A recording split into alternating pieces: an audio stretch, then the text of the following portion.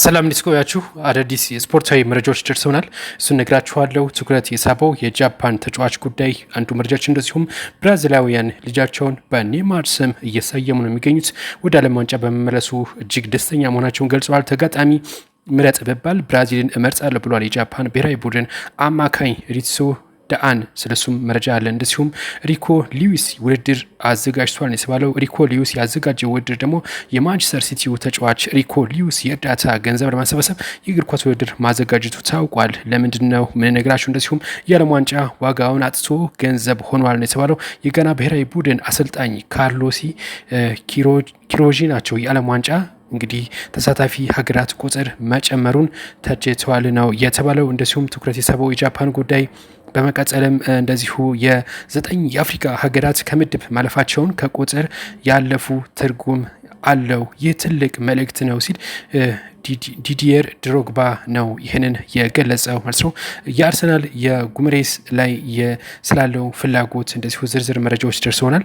ስለሱ መረጃዎች አሉን። እናንተ ግን እስከ መጨረሻው አብራችሁን ቆዩ በአክብሮት እንጠይቃችኋለን። ወደ መረጃዎቹ እንሂድ።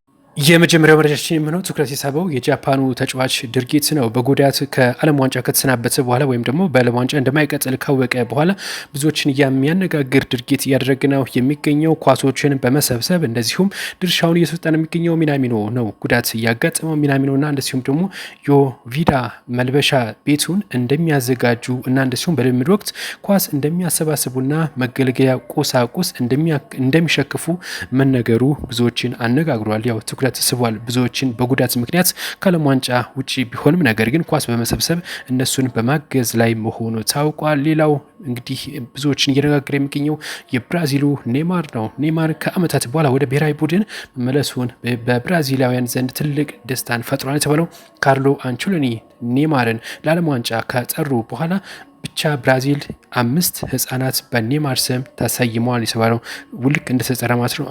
በብራዚል የሚወለዱ ህጻናት ኔማር እየተባሉ ነው ተብሏል። ብዙዎችን ናግቷል እያነጋገረ ነው የሚገኘው። በቀጣይነት የምንመለከተው ተጋጣሚ ምረጥ በባል ብራዚልን እመርጣለሁ ሲል የጃፓን ብሔራዊ ቡድን አማካይ ሪቶርስ ዳአን በብራዚልን ለ90 ደቂቃ ማበሳጨት እንደሚፈልግ ተናግሯል። እጅግ ብዙዎች እያነጋገረ የሚገኘው ይህ ድርጊቱ በዓለም ዋንጫ ከብራዚል መጫወት አስደናቂ ነው ያለው ተጫዋቹ ተጋጣሚ ምረጥ ብባል የምመርጠው በእርግጠኝነት ብራዚል ነው። ብራዚልን ማሰቃየትና ማሸነፍ ፈልጋለሁ ሲል ነው የገለጸው። አክሎም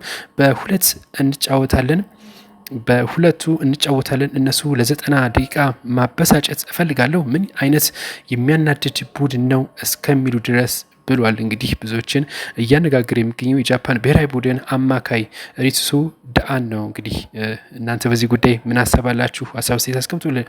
ሌላኛው ሪኮ ሊዊስ ውድድር አዘጋጅቷል የተባለው ሪኮ ሊዊስ ውድድር ያዘጋጀው ደግሞ ለእርዳታ ነው። ሊዊስ የእርዳታ ገንዘብ ለማሰባሰብ የእግር ኳስ ውድድር አዘጋጅቷል። የማንቸስተር ሲቲው ተጫዋች ሪኮ ሊዊስ ከውድድሩ የሚያሰባሰቡን ገቢ ቤት አልባ ለሆኑ ችግረኞች እንደሚያውልም ተገልጿል የተባለው ውድድሩ የሚካፈሉት ቡድኖች 7 ተጫዋቾች ሲኖራቸው አነስተኛ የዓለም ዋንጫ ውድድር ቅርጽ ይይዛል ሲል ነው የገለጸው። አሸናፊ ቡድን 1500 ዩሮ እና በዓለም ዋንጫው አምሳያ የተሰራ ዋንጫ ሽልማት እንደሚያገኝም ጭምር ነው የተነገረው። እንግዲህ ብዙዎችም ይህንን እየጠበቁት ነው የሚገኘው።